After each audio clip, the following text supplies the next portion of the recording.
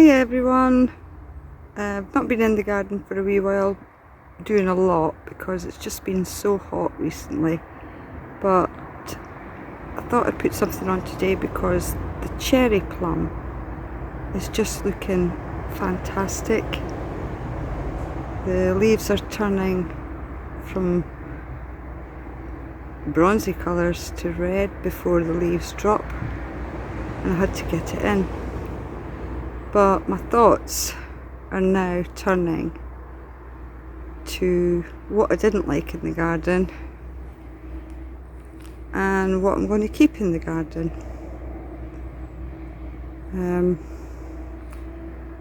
This is a new plant I did put in. It's called a Perovskia, silvery blue, and this hebe I put in for later colour in the garden. But the Perovskia, the insects love it, so I like to add that to my garden. And yes, the tomatoes are just mocking me now. They're just mocking me because they're still green and I've got plenty, but they're just mocking me. Although yesterday I did see that this one has got a light orangey tinge on it, which is a sign that it's going to turn. But it's just laughing at me. But I've seen on different sites you can take the green off, put them in a paper bag with a banana, which seems to encourage them to turn red, or you can put them on a windowsill in the sun. That'll make them turn red. So I'm just going to give it another week because we're still having this heat wave, and today it's 31. But yeah, I am putting a couple of plants that I'd bought a few weeks ago, and I am putting them in the garden before it gets too late. Don't know if you've seen this one. This is a sedum, touchdown teak it's called, and it'll have bright flowers on it, and it'll last through autumn. My campanula just got eaten by the slugs. I'll still put it in because it'll come up next year. And this is a stochassia that was in a pot, so I've taken out the pot and I'm about to plant it in the ground. But my malva I did have to stake because it grew so big. But it's another pollinator lover for the bees and the hoverflies and different little insects. In fact, there's an ant on it at the moment, but you can't see it. Oh, there's a bee. There's a bee over there. There he is. So the bees do love the malva.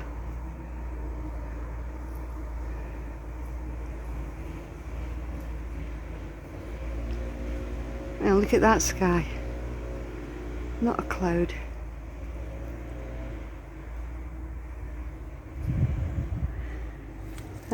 Other things, that's marjoram. I'm going to put that in the ground because that's also a great pollinator, but that's gone over now with its blooms, which are pinky purple. My agapanthus firework, that's finished, but I hope I get a good show of fireworks next year. Just waiting for this sedum. I think it's called Atlantis, and that's got a pollinator on it as well.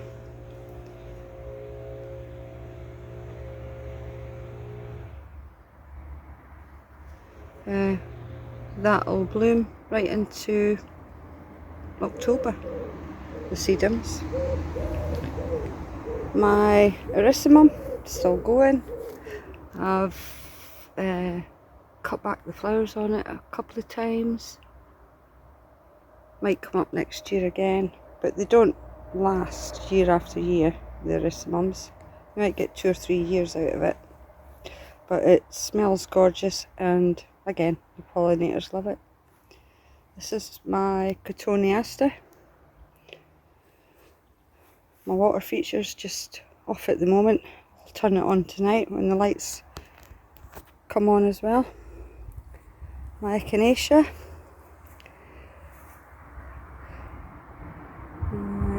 Yeah, it's gorgeous. And I won't prune that at all. I won't take off the dead flowers on this one because the seed heads that are left, the birds love them and they're very ornamental, so I'll leave that on. My Digiplexus foxglove. This one comes back year after year. I've already pruned off the first flush of flowers, and this is a second flush that's coming. Also loved by the pollinators. Black-eyed Susan. So it's September now, and this is really coming to the end of all the flowers, except of course the sedums and a couple of other things that I might have, but I can't remember. I discovered that my Baptista doesn't flower until the spring, but it's loving it where I've put it. And this is really only the wildflower that came from the seed bombs that came up, and it's called borage, and I love it. It's gorgeous. You can eat the flowers and they're supposed to taste like honey, but I might chance it one day. But I'm enjoying the flowers on it anyway. It's just gorgeous. There's a couple of things coming up through the ground from where I threw the bee bomb wildflower seeds down, but I just don't know what they are. So I think that just looks like a clover at the bottom, and another clover over there. But this one, I don't know what it is, and I don't know what that one is either, so we'll just leave it and see what happens, obviously. And here's a little bee, loving the borage. My butterfly bush needs a pruning. I need to prune off the dead flower heads. There's a couple left. But that's it at the moment. I had to show you the cherry plum down there. Laura bought a rose, so I'm trying to figure out where I'm going to put this rose, but it's going in this flower bed. But this time of the year you think of the plants that didn't work and the ones that you really do love, and in that flower bed there are a couple I don't want to keep. So anyway, that's it for today. Trying to keep the bird baths full of water. This is my echinops. It's gorgeous. I mean, you have beautiful flowers on it anyway, and then when they're finished you have this at the end, and the seed heads, and the birds are supposed to love this too. But anyway, there you go. And this euchera, which I can't remember the name of, that's rebloomed again. It's got pretty little pink white flowers on it. So I'll say bye bye and speak to you again. Maybe not leave it so long. Bye.